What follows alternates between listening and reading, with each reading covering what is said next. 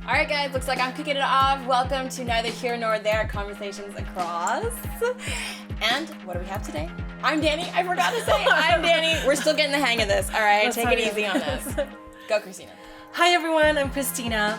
Today, we decided to invite someone who shares in the spirit of multiculturalism and has been threading this in-between feeling as we have. I invited a good friend of mine, Shawn, who will be joining us from video. So let's see what he has to say. Salut, Shawn. Ça va? Thank you so much for joining us from a different time zone. Salut, ça va, merci.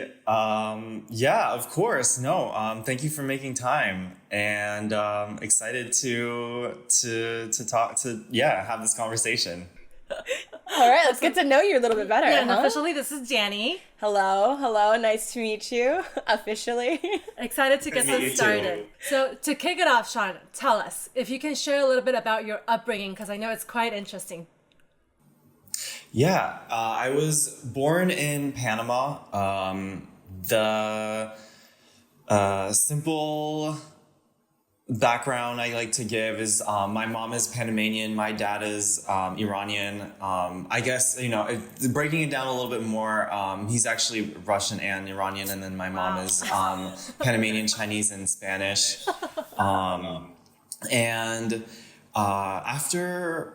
So I grew up in Panama for about 6 years, and then because my dad worked for the U.S. Army, we started moving around a lot once the base in Panama shut down.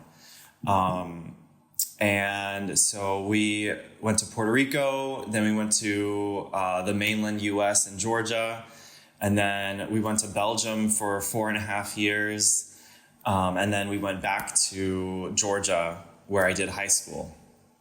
And then at 17, I moved to New York for college. All over the place. Isn't this crazy? Well, not just all over the place. I find it just fascinating, just absolutely fascinating that you have one of everything. I'm just gonna say one of everything in your blood, which is, it's kind of cool. I mean, it's a novelty for sure. Shawn, can I mention the kind of the big question here is, like, let's just be very frank, like the countries you have mixed together also are not, usually brought together in like a person. You have all of them. You have Russia, Iran, then US and Panama. Like, how does it all come together? Yeah, admittedly, I don't know all of the details, but I think like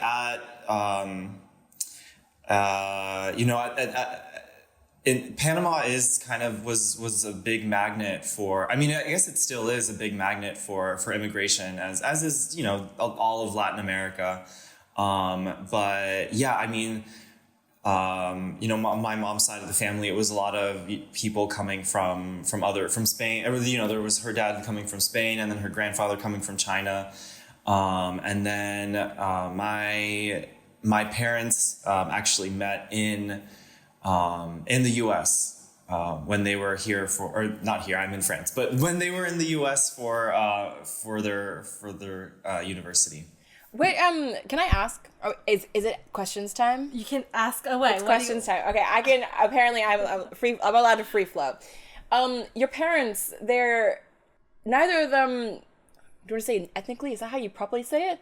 They're not American. They're not born in America. Neither of them are technically born in America, but they met in America. They went to study in America. They lived for a very long time in America. Like, how did that come together? And then you are American. You are American. Yes. Yeah. My dad got citizenship. I'm not sure exactly the process or like how old he was when it happened, but well before I was born. So I got citizenship from him. Yeah. Yeah. And then neither of my parents were born in the U.S. I think in my nuclear family, the only person who was born in the U.S. was my brother. Oh. In that like year that we were in Georgia before moving to Belgium. Gosh, Georgia in the United States. The state, not Georgia, the country. But still, I mean, Georgia in the state is, that must have been a whole story for you too. Hold on, I gotta backtrack. The question that I really want to know is, your parents, why did they both go to study in the States? And your mother is Panamanian Chinese. No, father is Panamanian. No, father's Iranian Russian. Father is Iranian Russian. My dad's Iranian. Yeah. Iranian Russian. Okay, that one I can kind of like. I know that there's a lot of Iranians. I don't know about Russians. There's a lot of Iranians I know in the States, and then your mother is Panamanian Chinese. Okay, but they both like. How did they? What was their story? What's their story for ending up in the States and doing studies in the States? Like, did they have like? Did their parents say like the best schools are in the States, or what was? Not that the best schools are in the States. I'm just saying. No, but like I think what was the story? aspirationally back then, I think it makes sense. A lot of people immigrated to the U.S. Yeah, I want to know more about that. I admittedly don't know like all of the details, but I know like on my mom's side, I'm pretty sure like studying in the U.S. was a goal, and in terms of like expanding horizons and like improving your English and like just a good place to do your studies. And then I probably something similar on my dad's side. I think there were also a lot of people from Iran going to the US around 1979. Yep. So he was part of that wave. Can I ask more questions? Please do. Am I allowed to? Yes, ask away. We're still getting to the format of things, so okay. My question: do your parents also have like? I don't know about you. I'm okay because I'm half. I'm mixed, but I grew up in Hong Kong, and so for clarity, Danny is half Taiwanese, half American. Yeah, but I grew up in Hong Kong, and in Hong Kong there's like a huge mixed society, right? Because they've been mixing for like 100 years, right? So I never had like a really big problem with my identity. I did have some. And I've definitely closed it off in the last couple of years. But my question is, did your parents have an identity issue there? Because, like, I mean, your dad's half Iranian, half Russian, but ended up in the States. And then your mom is Chinese and Panamanian. I mean, But surprisingly, there's a big Chinese population in Panama, actually. In South America and Central America as well, just in general. Yeah. But, which could help with integration, I guess, culturally. But still... Did they have they ever complained about it? Or is it one of those things about like, the old generation's just like, just got to move on with life. Like, whatever, just rough it out. Is it? Yeah, I think you hit the nail on the head with that one. I do think they both are just like, it's like, you just keep moving on. You just keep on keeping on. I will, I think in general, I usually hear my dad just say that he's Persian. Like that's just... what he says, and then my mom will just say that she's Latina. I think it's just like easier, and even I will default to Latino if I'm just like okay. We were gonna ask that was gonna be the next big question, Shawn. With all of this variety, do you default to Latino? Yeah, I do think I think it's easier. If I'm really just trying to say one thing, I'll say either Latino or mixed race. But this is in the U.S., I presume. This is in the U.S. This is in the U.S., I presume. Does that change being in France right now? Oh yeah, that's interesting. I think because like I'm at this point in life, I'm so used to like having deeper conversations about race and ethnicity. Like, I don't really adapt what I say depending on where I am anymore. Okay. In France, and maybe in other places that are not Anglophone, or places, I guess in places outside the U.S. I do mention that I lived in the U.S. for 17 years because eventually the question about my accent will come up because I do sound like I grew up in California, even though I only lived there for 4 years and it was in my 20s.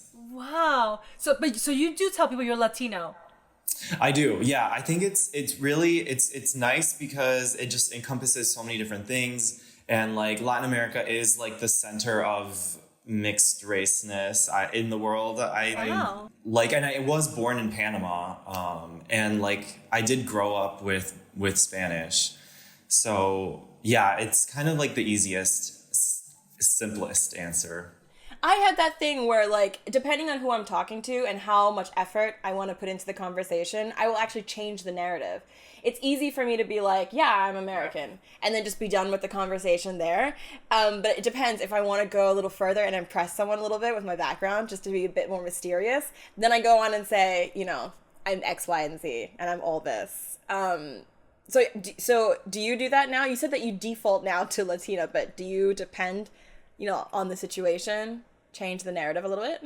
Oh yeah, I get that for sure. I'm trying to think, when do I make that? I guess it really depends, like, what the vibe I'm getting from, how much time we have, I guess, first of all, and what the vibe I'm getting from the other person is. Like, you know, do they seem like genuinely curious about me, and they want to, like, stick with this conversation, or they want to, or, you know, if we're like sitting down for a one-on-one, especially, like, then I'll give like more details, and I'll kind of let them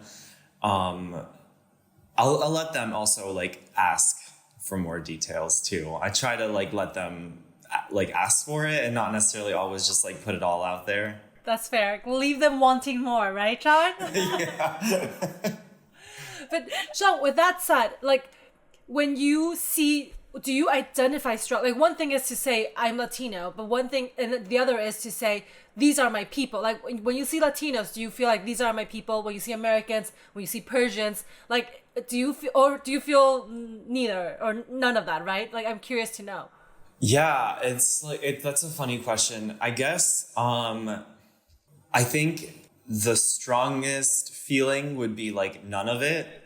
I don't care about anyone. Yeah, I mean, it's funny. I guess, like, the only time I really, like, have that feeling, like, oh, these are my people, or is, like, when I see, like, queer people out in public. I have a question about, so you mentioned the gay community, and you said that your people, your community would be the gay community that you would associate most with, right? Strongest with, yeah. Strongest with. But what about so taking out just the gay community, what about just, like, regular people, not regular people, like, for example, you're in France right now, so the average French person, as opposed to, like, would you associate more with, like, third culture international kids? Like, do you even think about that? Do you seek it out? Yeah, actually, this is interesting. Because I know that I do. I seek it out. Not for any other reason, just because I have local friends, I have non-local friends, and then I have international friends, but those are the ones that are, like, it makes more sense for me because they similar backgrounds and whatever. Do you have a similar, like, feeling for that? I would say that I'm pretty aggressive about meeting both French people and third culture kids, because for me, coming to France, like, this is long term for me, and I want to stay here for a while, at least 5 years. Probably longer, depending on how things go. I did just get here kind of recently, but I am pretty, like, I do try pretty hard to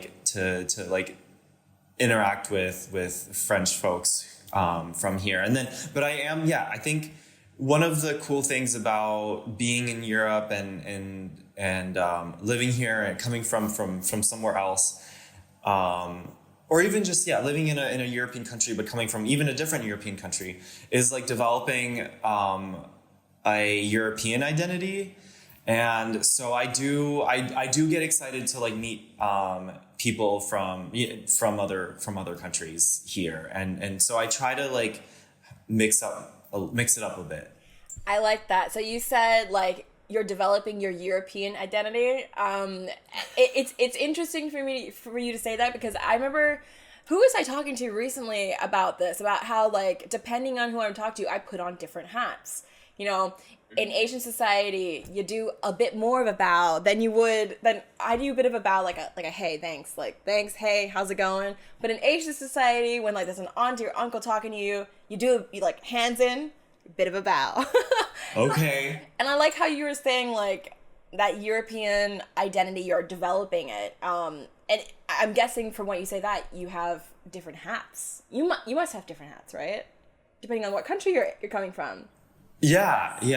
I guess maybe it might just depend on who I'm with, and I think I don't know if I have. Actually, interjecting here, Shawn, what language do you speak to your family in? Oh, yeah. Well, my dad's Spanish isn't great, so when we're all together, we usually speak in English. But when my mom and I are speaking privately or texting, maybe like 60-70% Spanish. But do you associate Spanish more with like familial settings then? Is that more for you? Because for me, it's like Chinese for sure, because with my parents. So I'm like, my Chinese personality is much more polite, much more, like nice in that sense. I wonder if you feel similarly for Spanish. I definitely get what you're saying. And so this probably comes up the most when I'm traveling around Latin America. Not that I've done it that much, but when I have, and I am speaking Spanish with people, I do notice that I do adopt like a little bit more of like a loving, caring persona. Because that's like the language that my mom speaks with me. That's the language that my grandma speaks with me. That's like what everyone else, like all of their friends and just everyone in Panama spoke to me when I was 0 to 6 years old. So like I do tend to have this like very affectionate way of interacting with people when I speak Spanish. That is so interesting that the two of you brought this conversation up. I had no idea, and I was just in my head internally thinking my outward personality, I feel like, is very like my dad, like very American, very like loud. But then I realized when I'm caring for people, I feel like it is very to the point and it's straightforward. It's very Asian. I feel like I only just realized that. I'm going to do some thinking about this today after the recording. Thank you for that. Okay. No, I think before we like dive in too much, because we're so curious about now your current life in France, but before we jump there, just like going back a little bit about this global kind of perspective of multicultural identity, Shawn. Like, given that you've grown up amidst all these different cultures, what has it been that something you appreciate most about this mix, and then maybe an example of something you feel like it has hindered you or has been challenging for you? And it can be the same thing and then two different coins, two different sides of the same coin kind of thing. So take it away. Yeah. Well, I guess something that I appreciate about it is a certain level of flexibility. Playing different characters. Yes. Yeah. Or being adaptable and like being able to feel comfortable in a lot of different situations, even if they're not something that I'm used to. And I'm used to, I grew up moving around a lot, and like in Belgium, like going to school on the NATO base, it was very international, and there were like a lot of languages around me, and so there's like a certain level of adaptability and flexibility that's cultivated there. And I think in terms of something like a hindrance, I will say I think there's like barely a hindrance, but maybe the one thing I could think of is I probably have like a less strong sensation of home than most people, and I don't know like how much of a hindrance that is, but I can imagine that it might like push some people away. Like some people might think like, oh, he's here for a good time, not for a long time, or and I think so. I think that might be a little bit of it could be a red flag for some people, whether we're talking about dating or friendship more broadly. What about for you? Like in your heart, so to speak, for yourself, is it a hindrance for yourself, or do you have like that small bit of anxiety of like not having a home? Like, because me and Christina were talking about this recently about not having a home, and I was okay with it because my family kind of emigrated here, Taiwan. Yeah, they kind of came to Taiwan the last couple of years after being in Hong Kong for like more than 20 years. And my second sister is still there, but we don't have a home there anymore. And so we've kind of moved it here. And, Christina did point out to me, like, the fact that going back to Hong Kong, unless I, like, go there and move there and start working there, honestly, there's no family to really go back to. Well, okay. I have my second sister. Strong ties. There is no strong ties for me anymore. I still go back often to see a few friends here or there, but it's not like, my grandmother's there or anything. So I'm wondering, for you, do you have that little bit, is there a little bit in you that's like, I kind of wish I had something, like a little rooted thing? And also for you now, as you have decided recently to like be in France for 5 years, I mean, I feel like as a third culture kid, like moving around so much, like for me back in the day, that would have been a bit anxiety inducing. That's like, whoa. That's we like, can definitely dig into that. I think Shawn will tell you about his thought process there. Yeah. But maybe the first question first. First question first. All right, what was the first question? in your heart, do you feel like anxiety not having a home? Yeah. Quote unquote home. Big or small anxiety? Could be small. Maybe a small anxiety. I think I don't know if I'm just so used to it, and I just kind of keep things moving, and I think and I guess it's debatable whether 31 is still young, but I still feel young, and I'm okay not necessarily knowing exactly what home is. I think maybe in the next 10 years, I want to maybe resolve that a little bit, but for now, I'm okay with it. Yeah, I mean, I feel like I understand where you are with that, actually. I love your answer, and it actually feels really self-assured and with confidence, because, God, when I was going through that, I felt like the world was falling apart. But I feel like the world's falling apart all the time. I mean, I'm dramatic very much at heart. But I think, what about you? What was your feeling about that? It does give me anxiety. And actually talking to Shawn earlier this year when we met up in Europe, I think that's something that I was trying to... I felt really kind of excited to hear him say, at least for now, in the next 5 years, this is going to be my place. Like, I want to make this my home. And I was so excited about it because I am so undecided. I can't commit to a place. And hearing Shawn, walk through that, I was like, Shawn, you're so inspiring. So maybe, Shawn, you can tell us a little bit, like, of the entire world map. How did you decide France is the place? Yeah. The men are hotter there. What is it? Are they? Tell us. We need to know. Well, yeah, the men are great, but... All right, we're going to France. We'll be right there. I didn't really have a plan to move to France, but I started working for this French company based in Marseille in the south, called it's a shipping and logistics firm called CMA CGM, and when they eventually decided to move me to the headquarters for a 6-month secondment, and after maybe like 3 or 4 months, I was like, okay, I actually really like being in France, and I'm really happy here, and I don't want to leave. I mean, I knew I wanted to stay in Europe for sure, but I was also starting to develop this feeling like, I would specifically want to stay in France. Like, I'm having so much fun with all the people that I'm meeting, like all of the different cities that I'm traveling to, and the architecture that I'm seeing and the culture that I'm like taking in.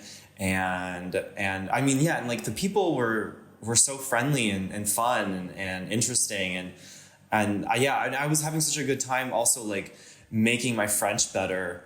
And like working in French was so cool. And my colleagues were really great. And welcoming, not only like so like intelligent and talented, but just like so welcoming. And yeah, so I think like about 3 or 4 months in, I was like, okay, I do want to stay here.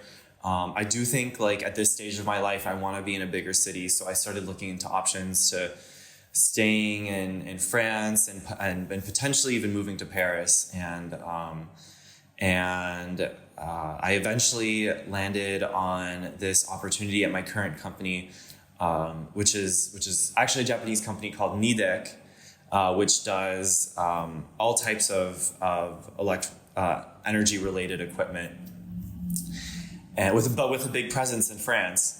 And so I found an opportunity there, and that's how it happened. Yeah, I think I visited Paris 2 or 3 times during my time in Marseille, and that was enough. I was like, yeah, this is definitely where I want to be. Good question. Do you reckon it's because you hit... Okay, in my mind, I love to think that everyone's just very similar to me in a sense, but okay, my question is that, like, do you think that you were just settled because you were more sure about who you are? You're in your 30s, you've hit that point where you're no longer running around in your 20s, and, so do you think... I think it's a bit, obviously, of, like, you really do like France. Like, hearing you talk about France, it seems like it really, really just suits your vibe. But the thing is about it, I'm wondering, like, how much of it is you hitting your 30s and being sure about yourself? I mean, first, that's my question. Like, are you sure about yourself? But do you think that's a thing? Do you see what my question is? I didn't really ask it properly. And it's funny that you bring this up, because through the Master's in International Studies program, through Lauder, I got to live in Paris for 5 weeks in summer 2018. I think I was, how old was I? 25. And at that point, like, I just had such a hard time being here that I actually thought I would never want to move here. Come back? What? And I think that was part of it. I think, I was in my 20s. I just wasn't, like, super, like, sure of myself yet, or like, and it was just a totally different experience coming back here at 30. Was I 30? Yes, I was 30 when I got here to Marseille. Yeah, my second part question to this whole thing is, does it also give you anxiety now that you are you've decided 5 years as a third culture kid? That's a long time. It's probably one of the longest periods. Yeah, to be in one place. To decide 5 years. I mean, I in Taiwan right now have decided 2 years, and that's already like a commitment for me. Oh my days, I'm never gonna find a husband. I'm kidding. We're not talking about me. That's for later. But yes, okay, Shawn. So yeah, how do you feel about this? And I think there is like a tiny bit of anxiety in that decision, because I haven't lived anywhere for 5 years since I left Panama. Yeah. And I was 6 years old when I left, when my family left Panama. So there is something about it that's a little scary, but I don't know. I'm so sure of this decision. I have like my moments where I'm just like, oh my gosh, what am I doing? But by and large, like, I am very confident about this decision, and I know it's the right one for me. Even though it was kind of made in a few months last year, I still feel really good about it, and I feel like I'm still discovering reasons why it was such a good idea, which is like, yeah, it's crazy. Can you share with us some of these like what has been like, oh my gosh, this was the best decision ever kind of moments that you've had? Yeah. So on one side, there's kind of like this international component where I've all of a sudden been able to see like so many of my friends from all of my life this summer, because I lived in Paris, and literally everybody came here this summer, not just for the Olympics. And yeah, of course, Christina, we got to see each other twice this summer. And so like from that point of view, like it felt really reassuring. And then from like a more like France focused point of view, I recently joined an LGBT running club called Front Runners. And it's very new still, so like I maybe shouldn't even be this like confident or sappy about it. But I've never like felt comfortable running on a track before. So like running outside is definitely like has never been in my comfort zone. But basically, I went for the first time last week with them, and then so it was like last Thursday, and I had such a good time like doing that and like meeting people. And then like the Friday night there was like a big rentrée, like a night out for like a beginning of the season kind of thing, and like I had so much fun. I like you paid my dues and like registered myself for the year that weekend. And I went back this past 2 days ago this Thursday, and like it's so cool to like to get here and to have this new like source of community, but also like this challenge and of doing this whole sporty thing that I'd never felt comfortable doing before. So yeah, I think those are the two kind of moments that come to mind that have been really reassuring. I love that. I love that because it makes me feel better about my life choices as well. Like, because I had decided also to stay here, and to see you also so self-assured. Is it self-assured? I keep using that word. It's my favorite word this episode. Basically, it's nice to see that you have like, you've done it. Like you've made a decision, and this is where you're gonna go. And you also have the bad moments where, so you listed off all the positive stuff, and I want you to, like, my next question is to list off just some of the negative stuff. Because like for me, honestly, like when I was living in the States or like living in Asia, I would often have this feeling of like, no, I'm out. I can go. I don't need to be here. I want to go. So I would do that. I would live there for a few years and be like, okay, I can't take it anymore. I gotta go. And then I would just leave to another country because it's just so easy to, which is such a privilege now that I say it out loud. But my point is like, now, okay, there's also the component of you being in your 30s, but now what are some of the, like the downsides? The downsides of you being like, okay, I really got to stick it out. This is like, I've made a decision to stay here. What's to stop you from just going somewhere else now that you've made a decision to stay for 5 years? Yeah, so I guess some of the challenges with that are some of those moments where I'm like, oh my gosh, was this the right thing to do? Maybe when the like week where the bank was asking for a phone number and a proof of address, and the apartment owners were asking for a phone number and a bank account, and the phone people were asking for a proof of address, and like that was like, okay, well, that's so funny. I guess nobody wants me here. Oh, my friend who was in France was saying the exact same thing about the damn phone number, the damn proof of address, the damn banks. He was saying the banks. He said it was driving him crazy. I didn't know that was such a big thing.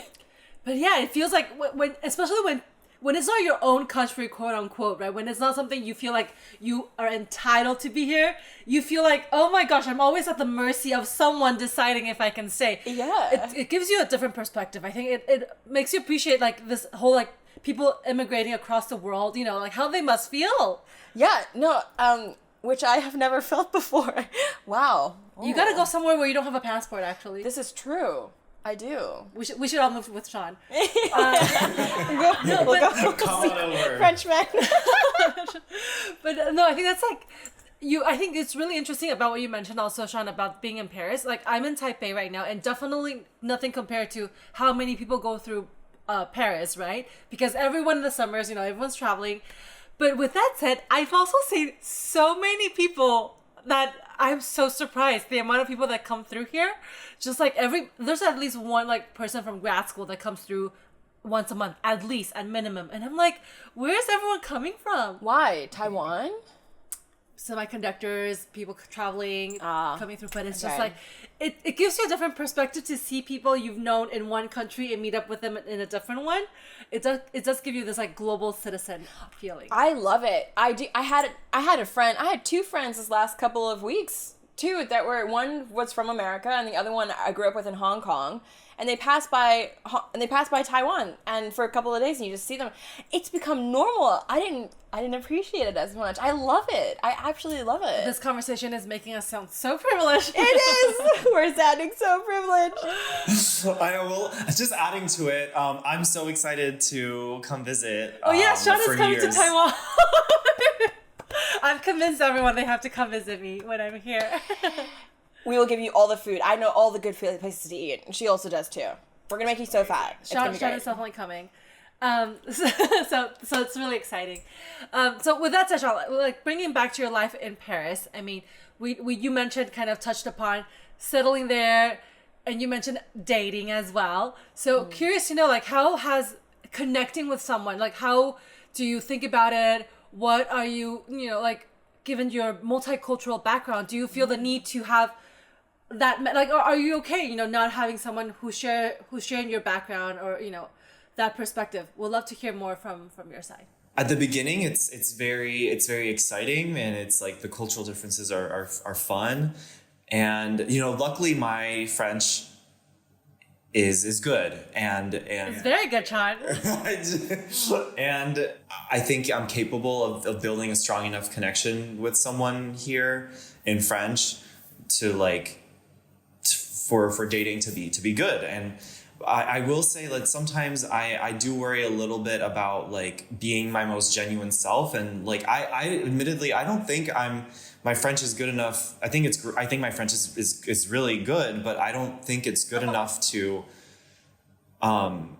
be my most genuine self in it yet. And that is something that I worry about a little bit with dating.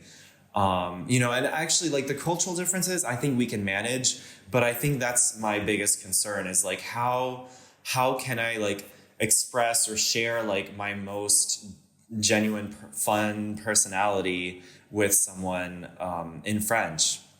And that might just come with time. I am planning on being here for a while, and I do put a lot of effort into like speaking French, and so we'll see how that goes. I have so many follow-up questions about this. Like, because what language, where do I start? What language do both your parents speak as well? Like, what were their original languages? Their mother tongues, yeah. Yeah, my dad's mother tongue is Farsi. And then I don't know when he started learning English. I assume like he started learning English before he got to the US. But yeah, so he speaks Farsi and English. And then my mom, I actually don't know when she started learning English either, but I mean, her English is phenomenal. And obviously Spanish is her native language. But yeah, she's always had a love for languages. She was a Spanish to English translator for Latin American news. And wow. So yeah, I kind of like got a passion for languages from her. And your family is so cool. Thank you. I think so too. Sometimes. So yeah, we all think that about family. Sometimes there's always an asterisk at the end. Sometimes. Yeah. But that is very interesting. I want to ask other questions first, but it's very interesting that your parents' second language, they like met on their second languages, and like yes, of course, I'm guessing that they both speak English probably really well. Like I don't know, most Iranian-borns that I've met in America or abroad, they usually speak English perfectly, almost, pretty much, as their second language as well. But, okay, the other questions also for you about, finding a partner there and being your most genuine self. Yeah. And you said cultural, you're not too worried about, like, the cultural... It's not so much cultural clashes. It's more about, like, have you ever had, like, a feeling of, like, people don't really understand where I'm from? And is that an issue for you? It might not be an issue for you, because that might not be, like, the biggest part about you. But, like, I don't know, it's something that I worry about, and I like to project, so... I think that's fair. That's fair. Some people will kind of default to... will attribute things to me being American because, or some people will maybe attribute things to me being Latino, but I'm not sure that people here really understand what it means to be, well, either of those things, but more importantly, both of those things and other things. And I don't even know how to explain that stuff in English sometimes. So it's like, so it's hard to, it is hard to really like, I feel like, yeah, expressing or like trying to share who I am is much, it's just kind of just a really long process. And, you know, I'm not going to pretend that I fully understand what it means to be French. And so there is just like a lot more communication that has to be done, and which I think is exciting. Yeah. But, you know, maybe a little challenging. It might be challenging, but I don't know. I quite like a challenge, so I think it's exciting. It sounds very exciting to me. Yeah, no, I mean, I think it is. I think it depends where you kind of place the weight or how do you emphasize it. Because somehow, I don't know why, I just really need to be understood. And I feel like that's like my biggest frustration in life. Like no one understands me. But then you also see people who are like from completely different cultures getting along really well. And you're like, clearly you guys are not from the same background. Yet it's not like a big, you know, like hindrance in your relationship. So I don't know. I'm just very curious about that. It must be because I suppose like every human being has a bit of a different thing, right, in life, that a different struggle that they're in terms of their identity. That might be yours.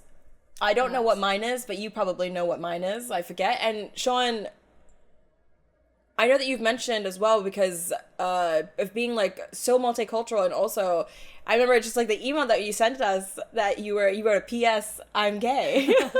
And you said that's a really big part about you. Obviously, it must be, especially because as you're dealing with being like multicultural from all around the world, speaking just like so many different languages.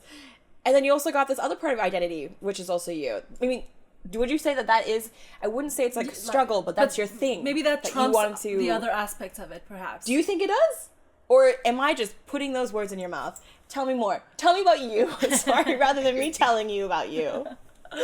To a certain in some way, in a lot of ways, cuts across cultures and gives people from different backgrounds a common experience. But it also like interweaves with different backgrounds in different ways, you know, like obviously growing up queer in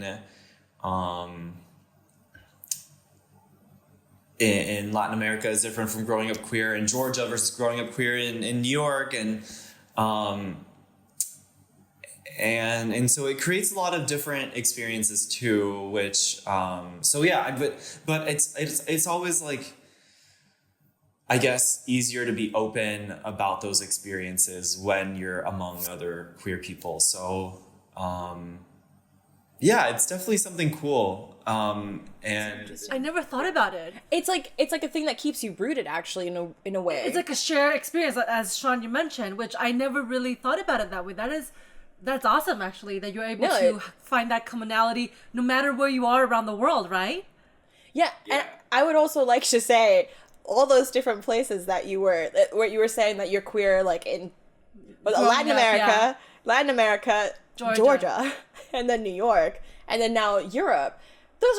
They all seem quite like different, very different experiences in terms of being like the queer community there, or just like all those. Yeah.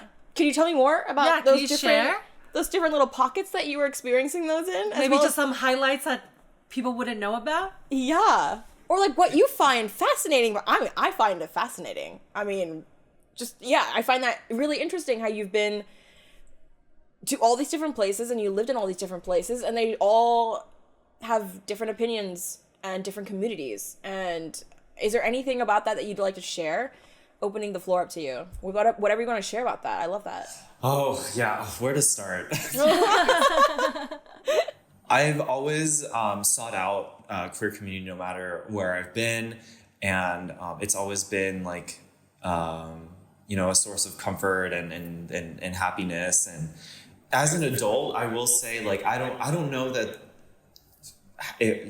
what differences I've really seen. I think something, the biggest thing to note has just like been the change all over the world since the 90s and the early 2000s to like the post and to the 2010s. It's like such an amazing evolution of the world in terms of like how many more rights we have, and like how much more accepting the world has become.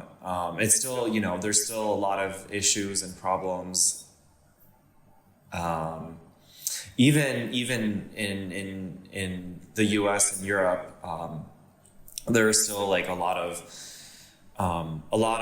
fights to be fought, unfortunately. But I would say for the most part, like I've appreciated the opportunity and everywhere that I've been to seek out queer community, and even like traveling, even if I'm not like living somewhere, like when I traveled in Colombia and Argentina last summer, and when I traveled when I was in Istanbul in March and April this year, I made like a lot of really great queer friends, and obviously like I'm doing that here in France now that I've been living here. I think people have a bit of a weird perception that it's like perfect in Europe or the US.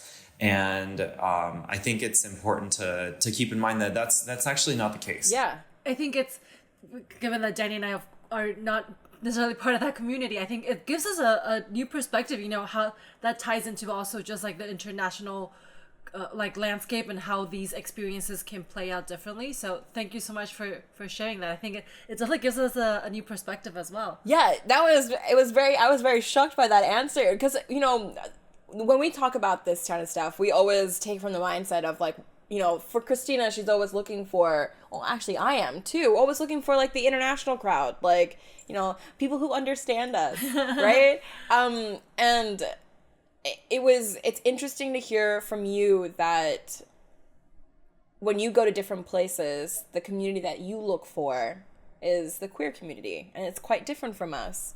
And it makes sense. It makes sense. It cements that even more like a stronger shared experience, which is awesome that's like something you can find, across the world. Yeah. It makes sense also as like talking to you this last hour, just like to see you have a lot less angst than we do about this kind of stuff. So you're a more self-realized human being. Yes, you are. Oh my gosh, very proud of you. We're very proud of you. So Shawn, bringing this to like, the last little piece that I'm really curious about, because it is also something Dannie and I talk about relatively often, thinking about the future. We covered, a little bit about the dating aspect, looking about it. It seems like it's something work in progress. But have you ever thought about like building a family? Like, how would that play out in your mind, especially in this like international perspective? Like, would you want your family to be as international, or given your experience, you go, actually, I want the opposite of this. I want to be in one place forever and nowhere else, Like, how do you think about this? Whew. Yeah. So there are like a lot of layers to this because like I'm gay. I think it'd be really cool to have kids and, have them have a super international life like me. But at the very least, if I did have kids, I would want them to speak a lot of languages, maybe even put more effort into languages than I did when I was growing up. I mean, if they want to, obviously. Like at the end of the day, it has to come from like a personal interest, I think. I'm not going to be a tiger dad, if it even comes to that. But yeah, but at the same time, I'm open to the idea of not having kids. I think for me, like being queer and finding a long-term partner, like my personal experience, like it's a little more challenging. So I'm prioritizing like finding the right person that I want to spend the rest of my life with. And whether if they want kids, then like let's do it. If they don't, I'm okay not having them. But if I did have kids, I think it would be cool for them to have an international upbringing. What that means exactly, I don't know, but yeah. Okay, that sounds like you had a positive upbringing. Hence, you want to pass it down. That's actually really, really cool to hear. Yeah, I mean, well, now I'm curious about what is that something you would want to pass on? For sure, for me, and I think Danny as well. But you also hear some. Granted, this is just generalizing and hearing examples. But there are a lot of people whose parents are part of the army or like diplomats, and they move around constantly. That their experience is, I don't want any of this. Like, I don't want my kids to have to go through what I've went through, and I would rather be rooted in one place and just have that stability, which is a fair perspective.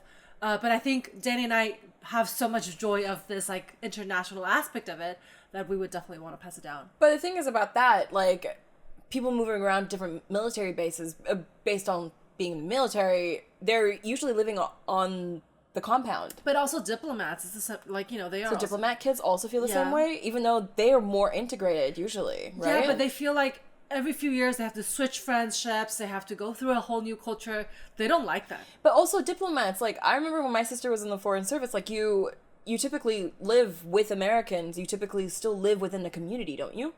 It depends, I think, also the setup you have. Like growing up in Peru, you have a lot of Taiwanese, like, well, let's not get political here, but people who are like foreign services there, and their children don't like being moved around as often either. But I'm wondering if that's because like they're not integrated well. They're not, where were you? You were raised in sorry. She's got such a long rap sheet, kind of like you, that I forget sometimes. You were born in the States, I remember, yes, and then Peru. Yes. But you spent like the formative years. This is our ongoing conversation about what a third culture kid is. It's very confusing. But I'm still gonna look into the military stuff and the diplomat kids. I feel like there might be maybe a subset. Maybe. We'll see. Because I think just in general, there are people who, I think this lack of home or lack of roots is like something people really need. Yeah, of course. That's something that plays. And you managed to find the magic door to that. I'm so impressed. I'm so impressed with the queer community for giving that to multicultural people. The last section I have then, before we wrap up, I don't know if you have any more questions, Danny. Otherwise, there's some rapid fire questions I want to ask. Rapid fire. Let's go. All right. So, Shawn, these are just like questions, like real fast answers. What language do you think in? Usually English, but I've been finding myself thinking in French often these days, which is weird. Why English, though? Why do you think? I mean, I think like at the beginning of my life, I thought in Spanish, and then I don't know when that change happened, but when in Belgium, when I was like being within an international community, like the default was English, unless like we were amongst everyone. If only when everyone could speak French did we speak French. And then when I went to the U.S., like that was high school and then university, and like that's really like when you're doing the most learning and reading and I mean, I don't know about thinking, but you're doing the most like, I don't know, instruction, and I think like that can really cement what language you think in, at least for me. Interesting. Got it. Next question. What language are you the funniest in? Definitely English. Yeah. English also. Okay. What's your most unexpected experience being multiracial? I don't know about unexpected, but maybe it was when I went to Istanbul for the first time in January 2020, and people just like assumed I was Turkish before I like opened my mouth. And like, yeah, I think it was something that was really cool and like made me have a lot of fun there. Yeah. So Shawn, based on that, super curious, where do people think you're actually from most of the time or most often? I mean, I get American often, but maybe that's like so biased because of my accent. But without speaking, I sometimes get Latino. Some people just think I'm white. So yeah, I mean, people see different things. What can be a little bit disappointing though is like when people get a little like peeved or even angry when like you don't confirm what they're seeing. Really? Wait, like what? Like they go, you're Middle Eastern. You're like, no, I'm not. I don't know. Yeah, or like, oh, like why aren't you hairy then? Or Oh my God. I love that you're not meeting their expectations, so they're therefore getting annoyed at you. Isn't that funny? Oh my days. I love seeing mixed people because I immediately am like, yep, they're mixed. You can definitely see it. You look like so many different things to me. You definitely fit like Persian. I really see Persian. You really see Persian, except you're not as dark as I would like you to be, right? Right? Expectations. And then you definitely fit Latin, but you're also not like so very South American Latin looking. Because you also definitely have some Caucasian in there, right? Well, Russian. I guess Russian.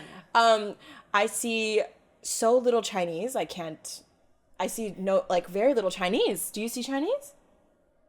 I could. If I want to, I could. I could see mean, everything, honestly. Yeah, that's basically the summary. It is funny because most people don't, but then I occasionally will get like an Asian person once in a while just be, like look at me, like squint at my face and be like, are you a little bit Asian? I can see it. I can see him being like half. I'm gonna have to look at your face a little bit later. Well, you'll have the opportunity for correct. New Year's. Yes, we're so excited for you to come. Oh my God, yes. Okay. I'm so excited. Well, guys, I think this is it. This wraps up our conversation. Okay. Thank you so much, Shawn, for your time. I think we've learned so much. I think that's it. Thank you for your time. I don't know if there's anything else we wanna cover before we hang up. No, well, thank you guys. Thank you so much for having me. And, this was really fun. And also just like a really good opportunity to get to know each other, Dannie, before we see each other in person. That is correct. All right, well. So thank you both so much. Thank you too, Shawn, and have a great evening in Paris. Enjoy. Bye. Bye. All right.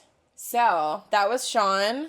We're gonna continue. Christina, take it away. That was Shawn. So I think, Dannie, I think I learned really interesting perspectives. Adding this lens of queerness to multicultural perspective. Like, I think that has never really crossed my mind. I think like conversations like this really open a new world in that sense, right? Like, I didn't think about having this shared experience rooting you can give you this anchor that I often am looking for, right? Not gonna lie, it blew my mind a little bit. Like, I can't believe that isn't something that I thought about at all. And when I remember when we were talking through email with him briefly, and that note that he messaged about how it really ties into his identity, multiculturalism, I was not expecting the answer of like his multiculturalism not being like a bit of an issue for him. Or not that it's not an issue, it's just, I guess, not the same as us. And I was I felt really good, actually. I felt really happy and warmed